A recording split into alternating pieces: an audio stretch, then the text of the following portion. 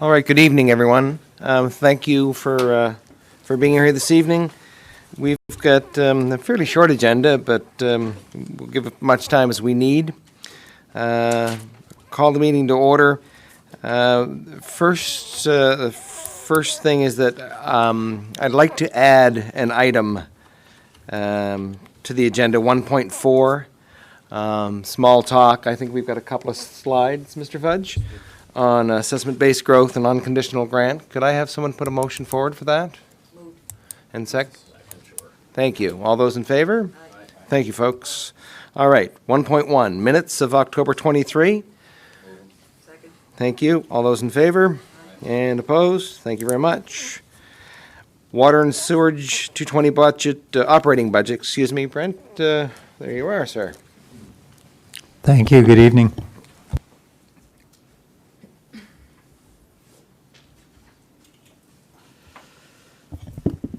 So, Chairman and members of Finance Committee, purpose is to present to you the draft 2020 utility operating budget.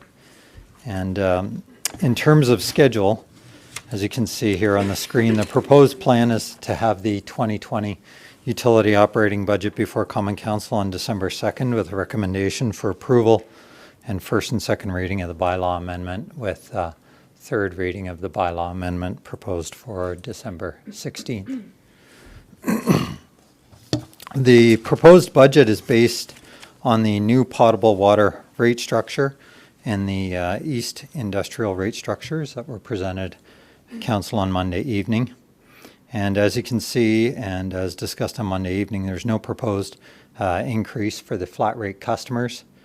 For 2020, it's proposed to remain at the current rate of $1,428 per year. And as part of the rate study, and as explained Monday night, there is a significant shift happening, however, in the sewer charge or the sewer levy.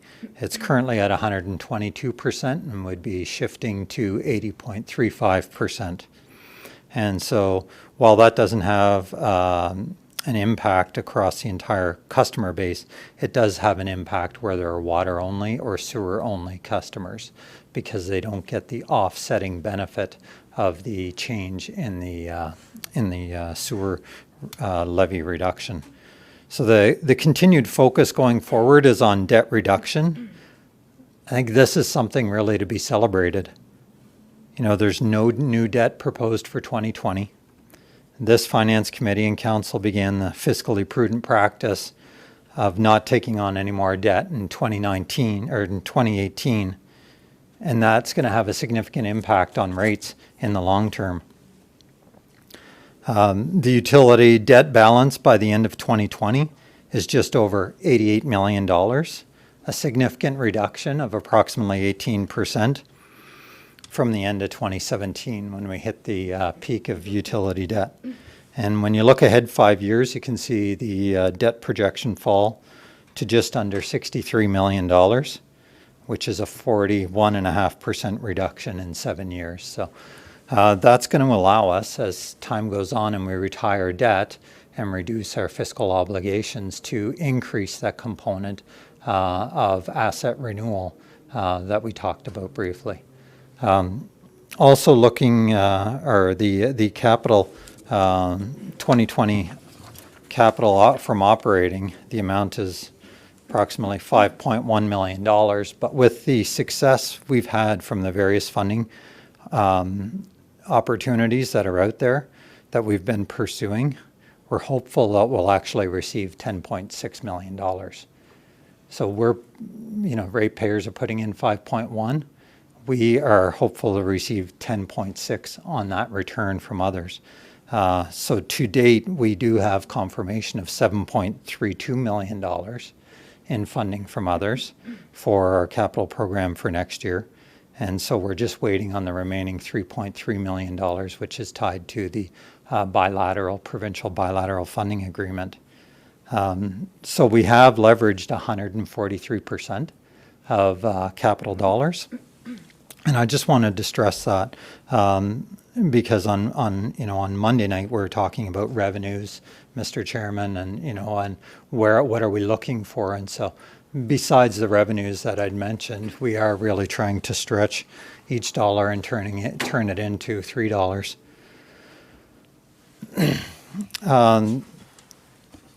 The flat rate, again, being held, no increase. However, there is continued pressure on potable water users. Costs continue to rise. And one important factor that I wanted to pause and take a look at is our customer base. You look at our customer base year over year, flat rate users. In 3 years, we've lost 395 customers from our flat rate base. So that equates to $564,000, which is, closing in on 1% of our flat rate revenue. So when you look at that and then you look at Monday night in terms of, well, we're showing increases. Well, we are experiencing a reducing customer base, but we have increasing costs over a reducing customer base, and it's really not sustainable. So how do we address that? And really, it's it's about spreading that cost out over a larger customer base, so growth, and keeping our infrastructure footprint the same as what it currently is, not expanding our services and our infrastructure, but keeping it what it is and having the infill growth, which is a priority of the city. It's clearly a need of the utility, and these things can happen quite quickly. Not that long ago, there was an industrial incident, and that in itself resulted in about 25 to 30 homes coming down in the east side, which in itself translates into approximately $50,000 in the drop of a hat that's lost in utility revenue. So all these things have an impact in terms of our revenue base. And then when you look at it and you say, well, some of those customers, not all of them, out of the 395 flat rate customers were buildings that were torn down. Some of them would have been transferred to meters based upon transitioning their property to a commercial property. So, for example, if they put a daycare in or something of that nature. So when you look at, our metered consumption, so we have had a reduction in the flat rate. Have we made up for it in metered consumption? We haven't, as we can see. Metered consumption is down. So overall, we have a net negative impact on revenue. And so looking ahead to budget initiatives for 2020, there are a number of areas of focus: safety and security, workplace improvements at various underground vaults and chambers, and improvement in security at various water and wastewater facilities. We're also making investments in electronic and communications infrastructure to keep current with equipment, and that is being done with the assistance of funding from others. And when you look at the potable water initiatives, we will be, as we do annually, cleaning and inspecting some of the water storage tanks in the city. Also continuing our fire hydrant painting program, where we'll be painting approximately 40% of the fire hydrant inventory in the Uptown and Milledgeville areas. We'll be undertaking key water transmission main interconnections to further improve water system reliability, and inspecting a number of the dams that we have in our outlying watersheds, and protecting the environment through the addition of containment, as well as you've heard earlier on this fall, contributing to a water bottle filling station as part of a CCAN container that will be constructed and deployed at various events. And with respect to wastewater, also this was before council over the past number of months, we will be dredging cells 1 and 2 at the Lancaster Lagoon to improve operational efficiency and effectiveness. And we'll also be undertaking specific maintenance work at the Eastern Wastewater Treatment Facility, and continuation of our newly established video program, where we'll video another 15% of this sewer inventory. And with that, Mr. Chairman, the recommendation is that the Finance Committee endorse the 2020 draft utility budget and submit it to Common Council for their December 2nd meeting. Thank you, Mr. McGovern. Questions, please? Councillor Norton? Yeah, I think my question, thank you, Mr. Chairman. I think my question was answered in Brent's comments. Maybe one thing, just out of curiosity, as it relates to the, I guess as it relates to the aggressive pursuit of dangerous and derelict buildings, in that inventory that exists within our community, and by all means, we want to remove that risk hazard in our community. Are you able to separate that from other categories in terms of what downward pressure it's had on the utilities operating budget as it relates to a decrease in users? I'm not sure if I understand the question. So I guess maybe to sum it up really quickly, all the buildings that we've razzed, what would be the impact on the number of billable customers? All the buildings that all the residential buildings that we've removed, would those have been billable customers that we've had in the past, that as soon as we remove that inventory from our community, that's no longer a billing number, and that contributes to the decrease in the number of customers we've had? I guess, does that? Yes. It does? Yes, yeah. Thanks for the clarification. Yeah, no, I was long-winded. It does indeed, and that would be a significant portion of that customer base that has been reduced. So we don't bill those customers. Let me back up. We hadn't billed those customers at all until approximately, I think it was a year or 2 years ago, in the past 12 to 24 months. Because did it change, Brent, not to cut you off, but did it change because the practice was before, after 6 months, we stopped billing them, right? Correct. Okay. So that was actually I think in the spring of 2017, we actually implemented that change in the bylaw. Okay. So from there forward, and they pay approximately half of the flat rate, essentially. It's a charge, and it equates to approximately half the flat rate charge that Okay. they're charged, even if they're vacant and derelict and unoccupied. Okay. All right, so it is a cost. I mean, it's a cost to keep them, but it's also a cost to utility as soon as they're gone. Correct. Okay, all right. No. Thanks, Mr. Chair. Brent, this question directly relates, but it was asked on Monday night, but there's, in such a short time, it's been asked a bunch of times in the public again. Are we allowed to charge a premium to industry in order to subsidize residential potable water? My understanding is no. We are unable to do that. That's my understanding, and that's based upon just some case law that I've seen. And I appreciate that. I think in the conversation on Monday night, we talked about a lot of things, and I think sometimes it's simple. No, we're not allowed to do that. Okay, thanks. That's it.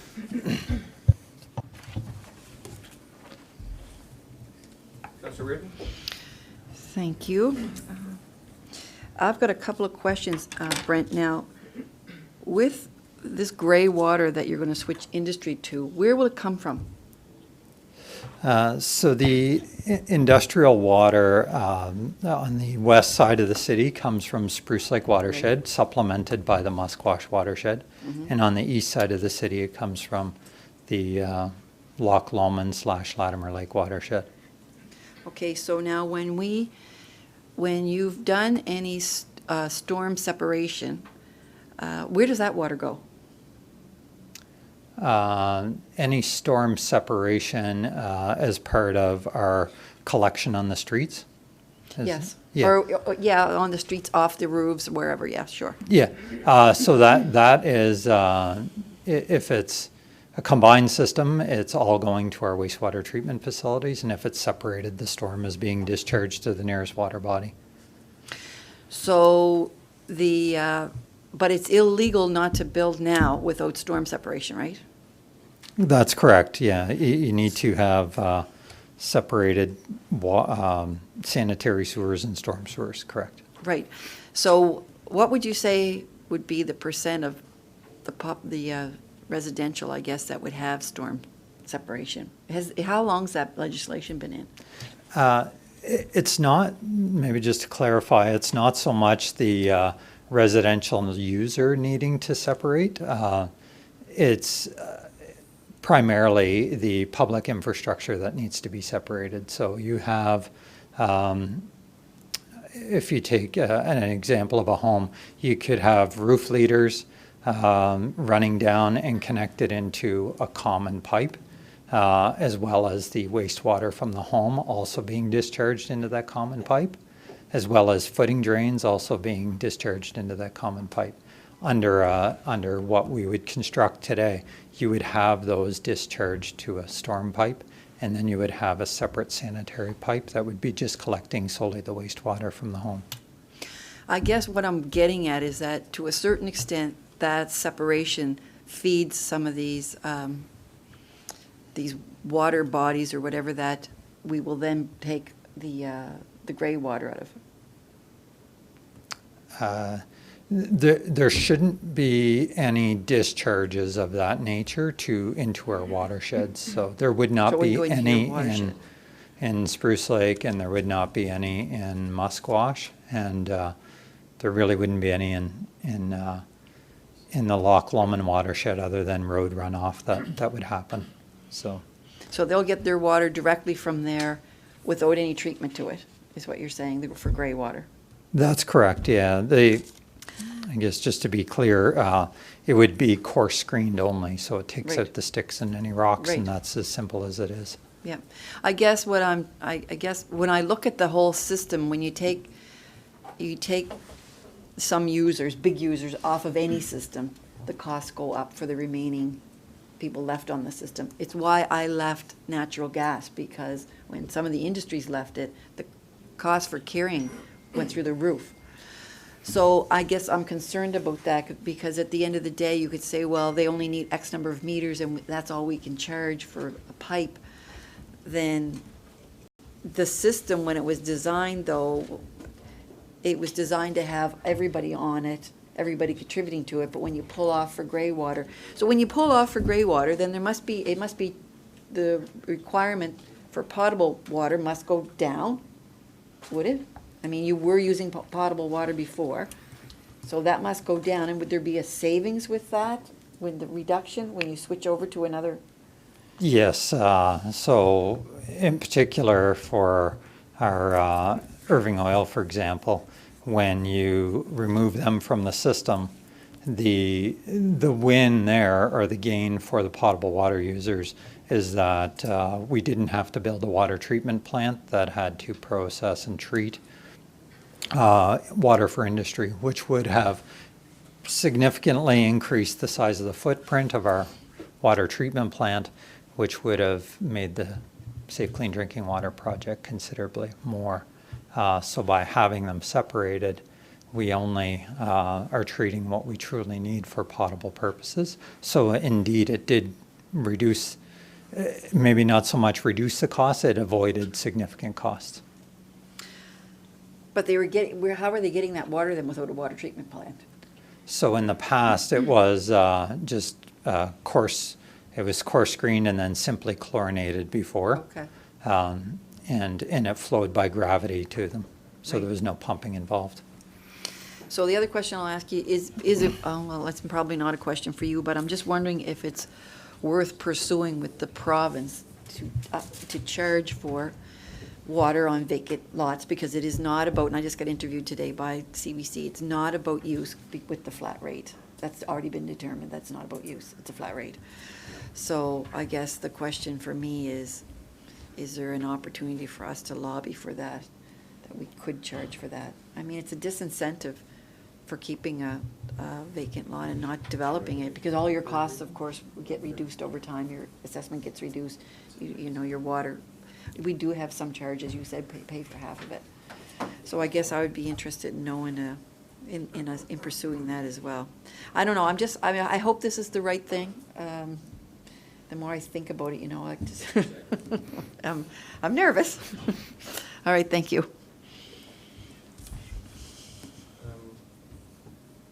Thank you, Councillor. Guys, we just dim your mics, please. Oh, yes. Thanks, folks. Any other questions? Sean, thank you. Councillor Casey? I believe you just were making the point that I was trying to make on Monday about the flat rate billings.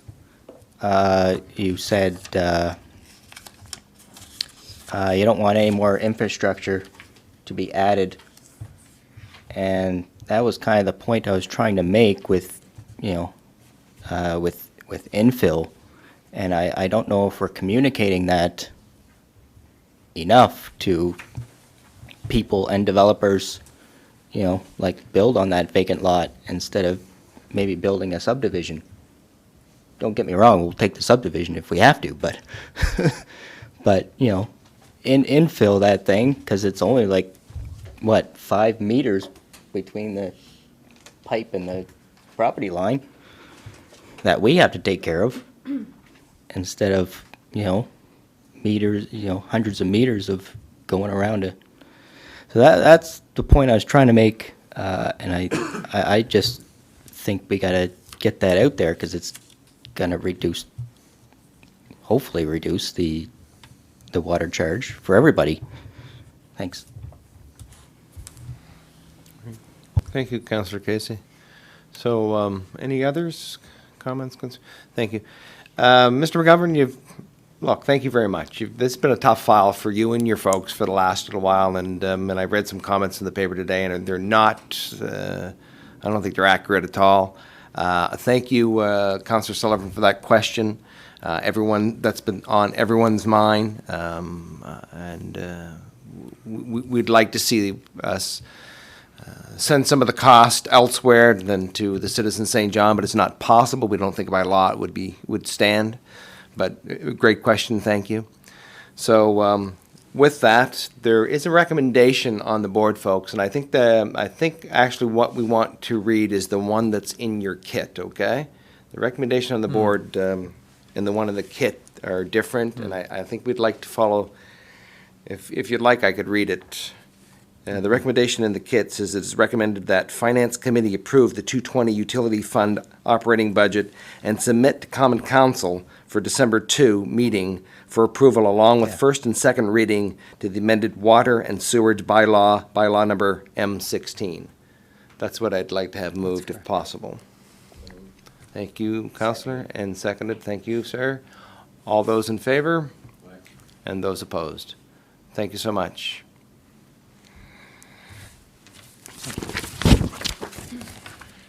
Um, 1.3, Common Council 220 budget. This is Common Council's budget. Yes. Oh, thank you. Mr. Chair, thank you. John. So the report you have in front of you is a staff response to a resolution of council asking for some options with respect to the mayor's budget and council's budget. As you can see, we've presented a few different scenarios for the committee's consideration. For Common Council, we've shown in our table what a budget reduction of 20% would look like, as well as a 25% budget reduction.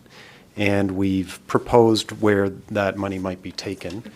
And for the mayor's budget, we gave scenarios of 10%, 15%, and 20%. And I've printed a form for the committee members to look at, just to show what has been spent in the past few years in each budget. So I'll just hand those out now. This might help in your deliberation. Can I do that, Barry? Sure. Here, do you need that, bud? Thank you. Want to check the beak?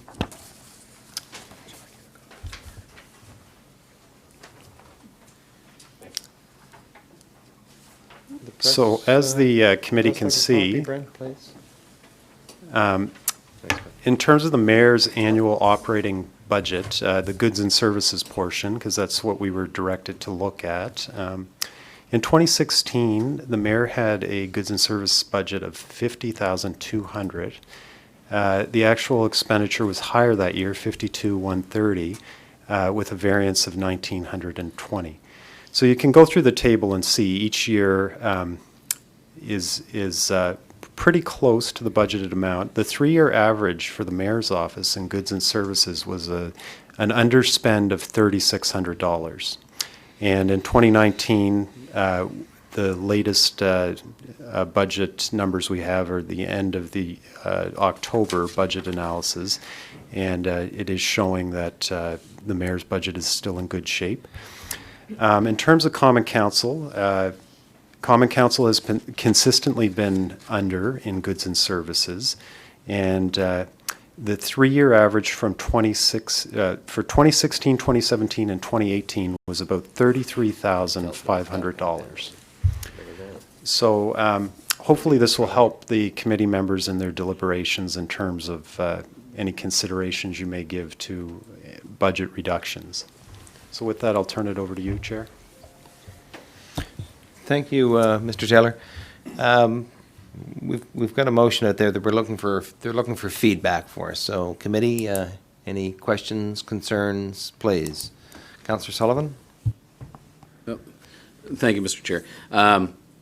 And thanks to the Common Clerk's Office for providing the information, because it's very helpful.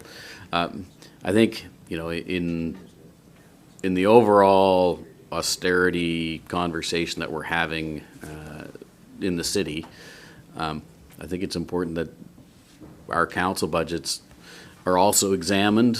If we're examining everything and deciding what's in the hopper and out of the hopper, I think it is important for us to lead by example.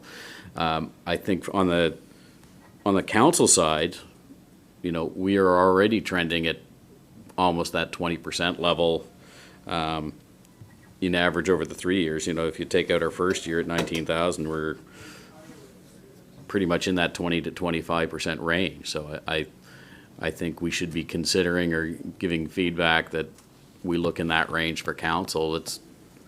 We can budget what we're spending and not book an account for that $33,500. With regards to the mayor's office, I certainly would want some feedback from the mayor himself. But again, after the first year, if you don't count that first year, where we are so far in 2019, that's pretty much at that 15% level as well. And I think it's prudent as we're asking all the departments to look at and do more with the same or more with less. So my hope is that we would look at a reduction in the mayor's office in that 15% level, and in council, I think we could stretch it to that 25. I mean, we haven't tried to do anything. We've just been at about 20%. I think we can, if we try a little bit, we can make that 25% level reduction. So those would be my comments. Councillor Norton? Thank you, Mr. Chairman. John, Common Clerk, memberships, what? That 51,000 memberships, what does that comprise? So the most expensive of that would be Federation of Canadian Municipalities. There's also the 8 cities in New Brunswick in that. The 8 cities, okay. So those two are regular contributions to those organizations.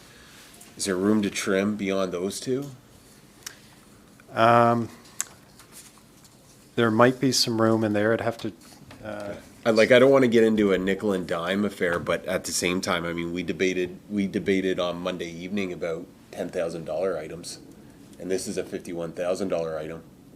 So on the balance of that, I'm like, if there's $10,000 to be made in memberships, I might as well have an equal debate on that one.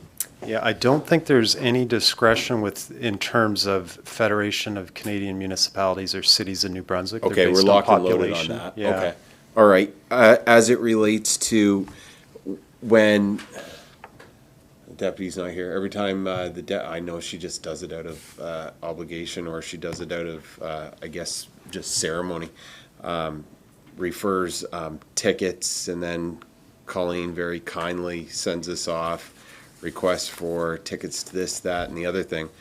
Do those dollars come out of your budget, Common Clerk? No. So the dollars for tickets, there's a line item in council's budget. Right. And it is $19,000. 19, So- oh, is that receptions? It's called receptions in here, but that's where we budget for the tickets. So there's certainly, you can see in our scenarios, we would recommend cutting there. So, yeah, like that's $19,000, and I see that recommendation of 10,000. Like that for me is, hey, look, if you're gonna save one of the other ones, if you're gonna save playgrounds or parks, this is just me talking as a finance committee, I would get rid of that $19,000 today and put back in playgrounds and parks, lifeguards, save seaside bowling. Like, there's options there. It's just me. But I mean, we've got a chief magistrate that has a budget above us that can attend, or somebody can attend on his behalf or her behalf, thinking of the next election, whoever it may be. But I mean, we can certainly save one of those by looking in this. This is just commentary.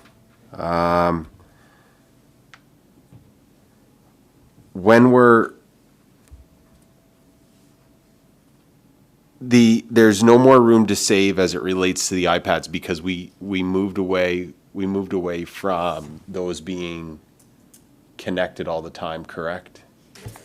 So They're we not pay Wi-Fi anymore. We pay a monthly charge on those that's determined by our IT department. So Okay. it's just a monthly charge. And there is no data included with your iPads. All right, perfect. I think that's the last question I have, and this is just purely curiosity.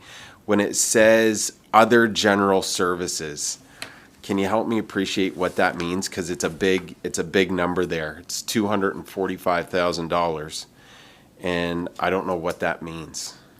So that's an amount that's been booked for 1 year only for the new council chamber. So it's going to require all new equipment. If you're looking at the 225,000. Okay. Or sorry, 225,000 of the 245 for 2020 Okay. would be for council chamber equipment, and that's just an estimate only. We have not gone to RFP for that yet, so we don't Okay. have an actual figure. How did we zero out interpretation? How did we do that? That used to be simultaneous translation that was done at the meetings. Okay, So that's not referring to translating our minutes into French, is it? That's not, no, there is a line item in your budget, in council's budget, I think it's 31,000 for translation. And we do expect that we could cut some out of that, because with a new contract the city procured for translation, we found that we're saving money, so. Nice work. Thank you, Common Clerk.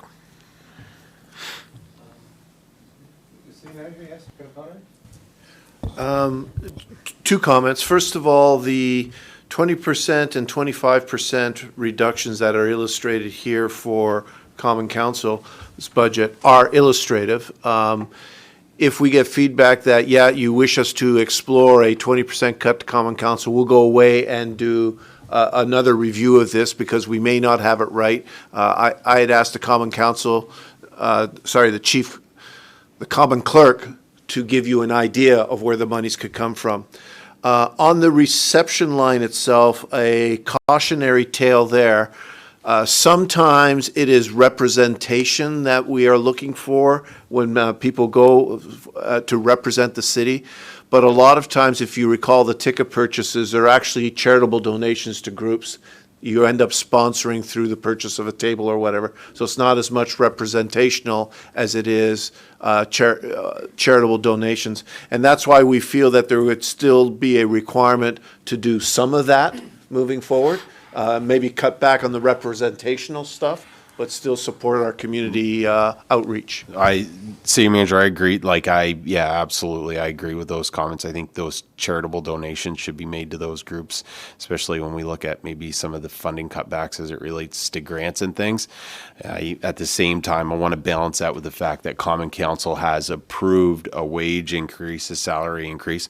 We're not going to go down that right now, but for me, out of those salaries that we receive, councillors can then purchase purchase tickets to particular events. That's not to say that we stop providing donations to some of those charitable groups and things like that. So if there's a way to trim back on it, I'm very supportive of that, especially if it means that we can possibly save in the recreation world. So, okay. Thank you. I would also like to get some feedback from the mayor on his own budget, but we'll see what he comes up with for that. For myself, and I'll reiterate what Councillor Norton said, that we have had a raise, and so looking at this, if it were me, I would take the whole 13,000 worth of meals right out. We don't need them. And so I would get rid of that right off the top. The only question I have, a couple of my questions have been answered, but with translation does it have to be done by a person, or with Google Translate and everything that's coming up? I mean, it's a lot. Those whole programs are so much better now, so I'm just curious about that. We do use a translation service. The reason being, these are official government documents, and there is a standard that you'd need to meet with them. The minutes need to be translated accurately, and I agree Google Translate does work well, but I don't know if it meets that standard. So, Having lived this in my previous life, it does not yet meet acceptable standards for official translation. And therefore, you'll find that throughout the public service, provincial and federal level, we are still using official translation services as opposed to an automated software. I suspect, Councillor, we'll get there eventually, where it'll get sophisticated enough where it can do that. But with all the technological terms as well, Google and others just isn't quite there yet. Okay, well, that's hopeful. Thank you. And I think that's probably it for me. Most of my questions have been answered. And I agree with you completely as well about receptions. I go to a lot of that stuff. I enjoy it, but I do go to support and to represent. So I think it's probably something that most councillors would probably also want to keep in as well, I think. Thank you. All right. Any other questions, concerns? I'll just, city manager, you again? So I do now have a, can any of the mics go off? Oh, sorry. Oh, good, I'm good. So I do have a question for Finance Committee then. Is Finance Committee supportive of us furthering this as a sustainability initiative and going through the whole process moving forward, or? Yeah. I make a motion that we move that to refer that to the city manager as part of the sustainability initiatives to see if there's more that can be done. All right, we do have a motion on the floor, and it's seconded. Any question, any comments on the motion? All right, make a couple of quick comments before I call for the vote, just on the item, please. So I agree. I think we have to. I think we've got to bring costs down. Mr. Fudge just brought something to my attention, and I'm glad he did. I'd like to recognize that 2020 will be election year, and those costs for a new council might be a little higher than the previous years. That's often the case. So I'd just be cognizant of that.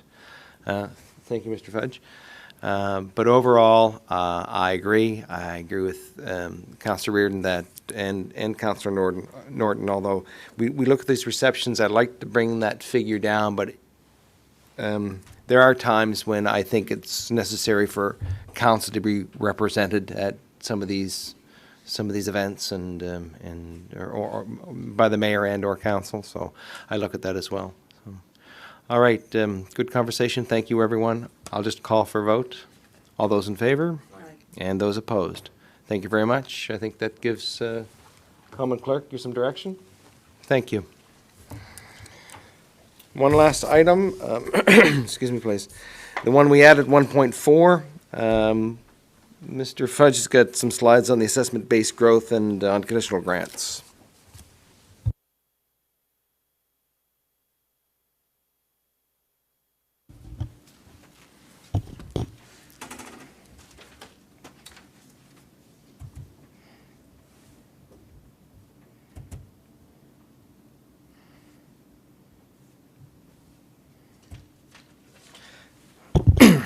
Good evening. This morning, the province of New Brunswick issued their, tax-based information for municipalities in New Brunswick, along with information in regards to the equalization grant and community fund. So I guess we just want to give a quick update to the Finance Committee on I'm sure most of you may already know this information, just what it means to Saint John and how it compares to some of the other municipalities in the province. So you'll see here the graph. We've updated this graph for 2020, Saint John tax base assessment growth. We've this year received 1.83% tax base growth compared to last year at 1.86. So looks like we're stabilizing a little bit in terms of that growth, which is good news. Previous year at 0.39%. So our financial plans, our projections have all been based on, we try to be very conservative at 1.5% growth for what you've seen in the past few months for our analysis and projections. So I think we're still being conservative, but it's good that we've got the results that's at least exceeding what our base assumptions are. When it comes to the overall tax base breakdown between residential and non-residential, in 2020, we've seen a 1.36% increase in the residential tax base growth, which represents about $57 million in tax base. On the non-residential tax base, it's approximately 2.56%, representing around $69 million of new tax base for the city. So total for the year between over and above 2019 is approximately $127 million of new tax base, which equates to 1.83% growth.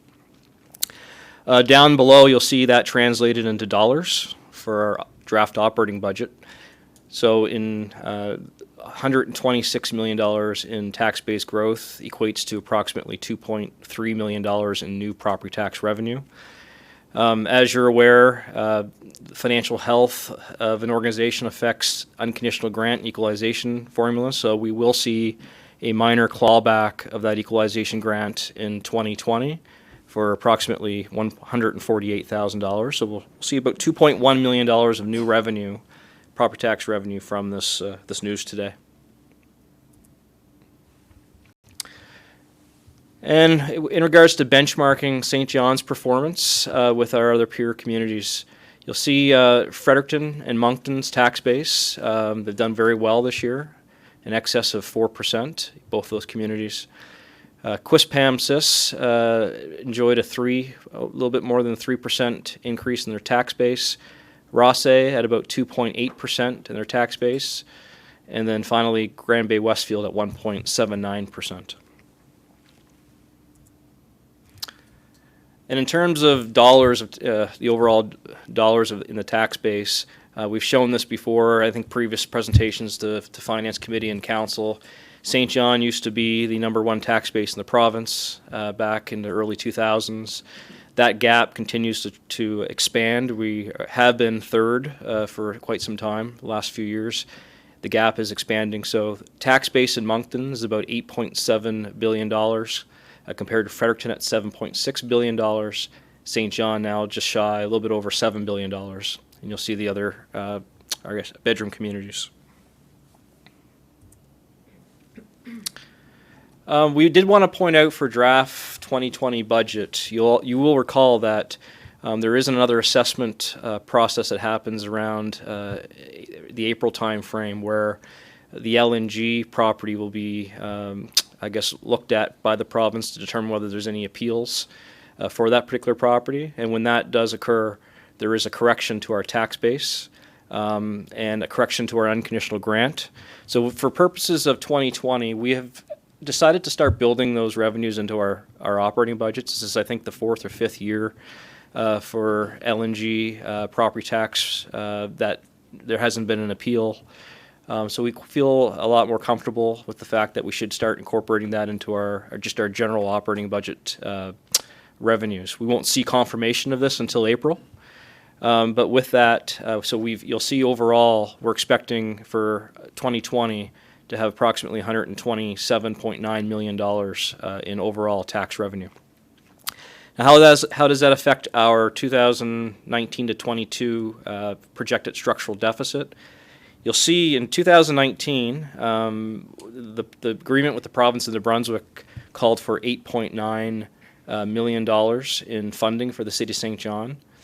And in the budget for 2019, we set that at $7.5 million, or $7.1 million. I think there might be a typo on this. We're projecting our 2020 structural deficit right now to be approximately $9 million. In 2021, $11 million. In 2022, $13 million. So overall, when we've been using this $11 million figure, it's really been on average that we've been looking at that. So I think these numbers are off a little bit. I think the years are off a little bit here. Yeah, they should be over. It should start at 2020 and 2021, 22, and 23. So I apologize for that. There's a typo in this slide. But for 2020, we're estimating that the shortfall, the structural deficit, as the information we have now in the budget, will be approximately $9 million, escalating to $11 million in 2022 and $13 in 2023.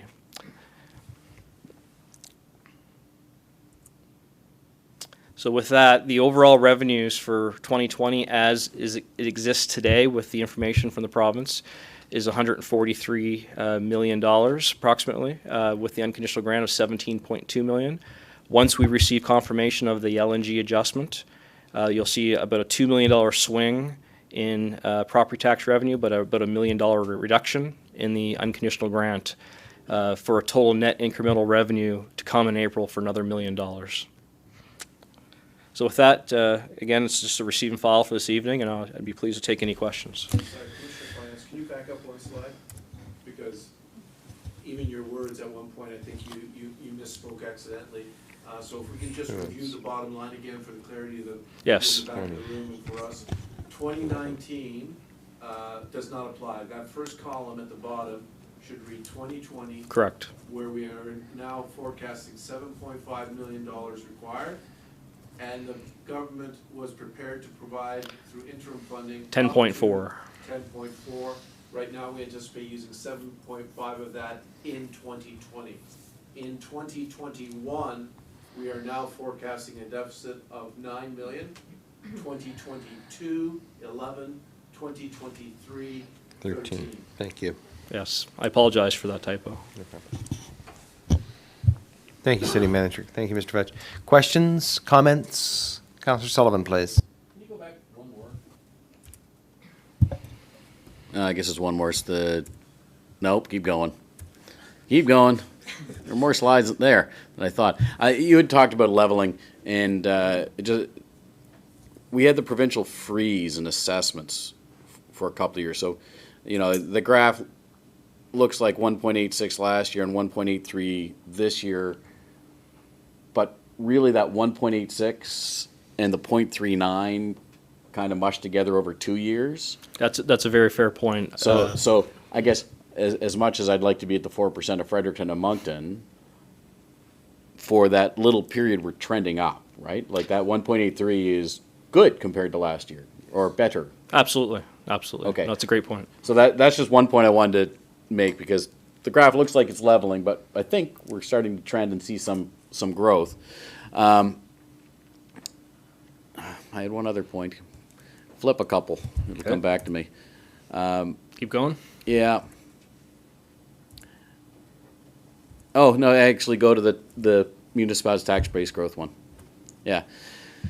So just for illustrative purposes, really, I think everybody in the room, including the media, knows this, but just to point out, here's the crux of a lot of our other conversation around wage escalation, and why we need help with arbitration. You know, as much as we went up 1.83%, you know, our lowest collective agreement right now, I think, is at 2. Correct. So we're still not making what we're paying. So we're still falling behind by doing that. So that's where that wage escalation comes into play. Interestingly, you know, when you look at our neighbors being a little bit ahead of us at 2.8 and 3, that's not a lot ahead of us. And we like, if we're talking about into the future, talking about sharing regional services, I mean, Quispam says good thing, and I appreciate last night that they also sent a letter to the province on binding arbitration, because as I understand it, the Kennebecasis Valley recently reached an agreement with their police officers that was like 1 tick under 3%. So when you look at that, Rossay is now in a little bit of a position similar to ours, where they're going to be paying more than they're making. So these issues aren't, a lot of folks say these are Saint John issues, but they're not. They are expanding province-wide. So it's good that we're coming together as municipalities to look at that. And the other point I want to make on this slide is math is cool, because our 1.3% growth in residents, you know, the majority of folks moving to town for jobs, the majority of those jobs are in the city of Saint John. So 1.3% for us percentage-wise, if we have half the people moving into Saint John and Saint John's driving it, well, that same half, if they move out into the valley, turns into 3% growth. Appreciate the bedroom communities, giving folks a place to live, but I think this really illustrates the work being done that helps support those outlying areas in their 3% growth is the work that's being done in here. And I know the conversations are going on, and this is why those conversations about regional economic cooperation are so important. Because ultimately, as Saint John grows with business and businesses coming in, that's what's supporting those numbers in the outlying areas as well. So, you know what? Interestingly, the math in that shows the percentages, but in raw numbers, it's probably half the people who are coming to town to work are not living in town. Those are my points. Thank you. Councillor Reardon, please. Thank you. That slide is interesting, and it should have, would be interesting to have the greater Saint John area on it as well for a comparison, because then it would encapsulate the whole area as growing with not only industry in here and jobs, but out there as well. Can you go back to the one that has the graph on it from, that has 2010, where we were at 6 point whatever for growth? I'm just, 6.4. You were here then. Now, is that going back historically, would that have been a peak in 2010, or would that have been where we sort of were all along? No, there was a number of years, even around that time frame before that, where we enjoyed quite strong tax-based growth. But I would say that period of time, probably a period of about 4 consecutive years, was an absolute peak. Okay, I'm The just exact peak was 9%, and I believe it was the year prior to this. prior to that. Okay, I'm just curious. I mean, I look at that. I came on council for the first time in 2012. We did the big nosedive there, so I'm trying to get a correlation going on here of what it is. Anyway, all right. It's interesting. Thank you. Thank you. Any other comments, questions? All right.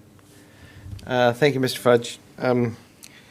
Look, I go back to Mr. McGovern's presentation on water, where they had 395 households since 17, Mr. McGovern, that we've taken down. So, you know, we definitely have an older housing stock, but I hope that, city manager, we can drill down to these numbers and find out exactly where they've come from, what part of industry has moved, whether it's heavy or otherwise, housing stock, how it's been affected.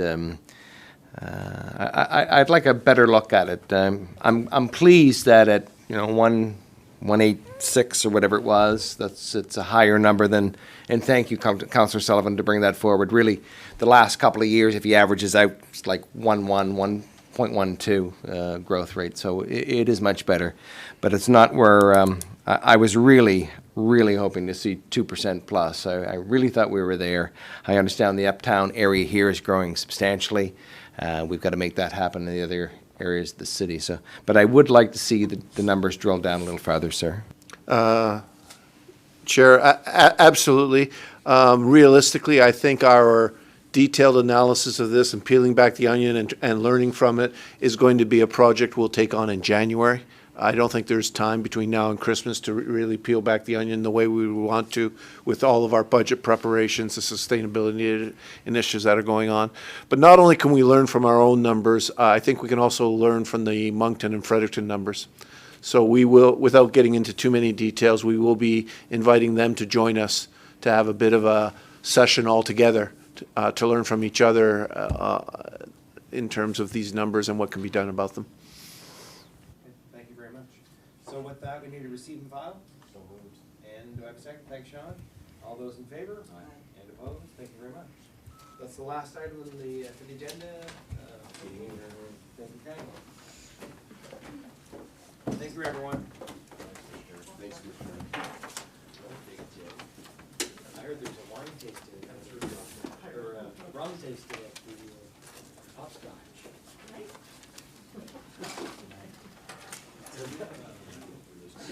I know. I could do that rum thing over there.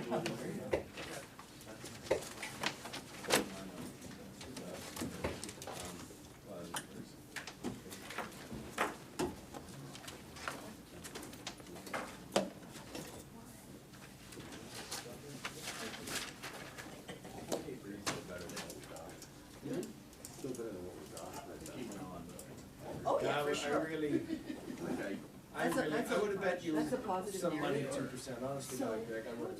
Really? Yeah, I really. Is that thought why? we were Because there. sometimes you get focused on uptown and you just say, No, but even that little subdivision Smoke on weed. that, that's part of it, but right? even that little subdivision we're building on, there's 14 lots, there's 6 of this building right now, and 2 more in the spring, I understand. Yeah, well, what's interesting though. And so, maybe it is what you see.